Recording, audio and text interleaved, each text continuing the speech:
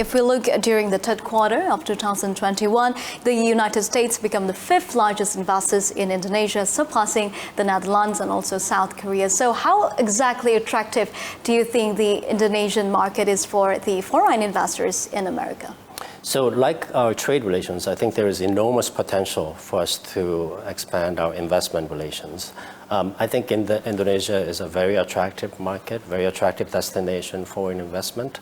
But there are some issues as well. I mean, I think any foreign company, including the United States, are looking for a certain constructive environment for investment. So efforts like providing stronger IPR protection, allowing cross-border data flows, simplifying licensing requirements, those things all contribute to making Indonesia more attractive. And more broadly, I think we want a consistent and predictable regulatory environment, and we want a transparent investment climate. Those things will, I think, persuade, encourage U.S. companies to think harder about Indonesia as a destination for major investment. Okay, but what sectors are the most attractive in the eyes of American investors currently?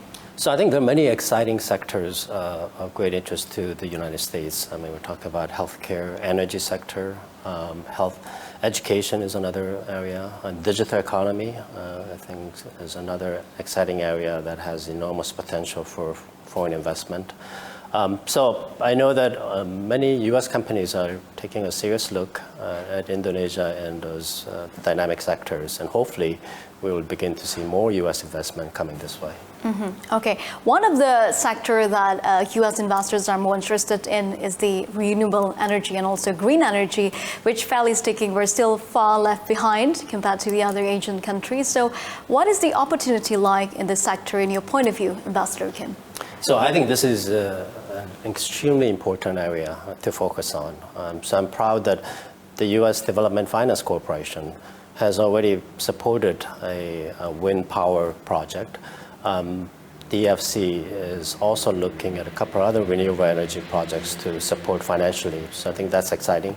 I also believe that the Development Finance Corporation is well poised to support PLN's electricity business plan, which I think will have many opportunities in wind, geothermal, as well as hydro. So this is an exciting area for cooperation. More broadly, I think we all agree that we have to work together to deal with the climate.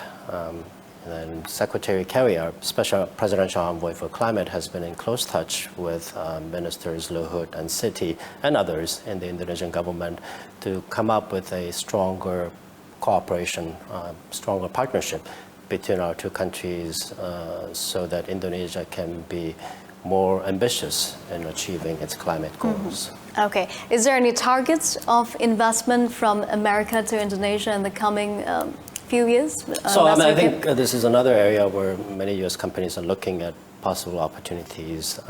So that would be in addition to what the U.S. government, primarily through the Development Finance Corporation, is trying to do to support efforts towards renewable energy and energy transitions in general. I do think there will be some exciting news coming up in the coming years. Mm-hmm. Okay. Moving on to the cooperation in the defense sector between Indonesia and also America, how is it going so far, Ambassador Kim? I think very well. I have been very pleased and proud of the depth of military partnership between our two countries. There are some great examples. I mean, for example, last year we had a very robust military exercise called Garuda Shield, which had involved thousands of U.S. and Indonesian troops. In fact, we are by far the strongest military partner to Indonesia.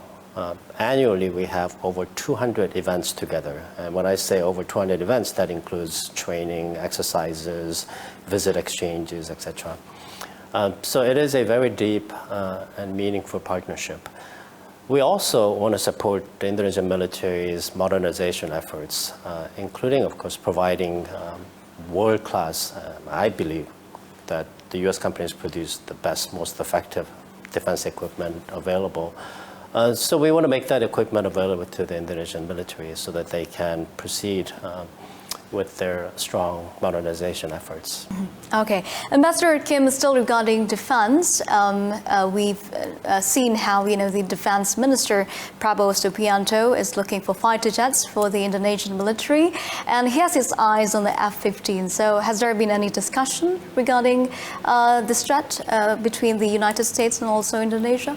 Well, I'm very excited that there has been very productive discussions between our two militaries regarding the possible transfer of F-15EX, and hopefully we will see a good decision soon.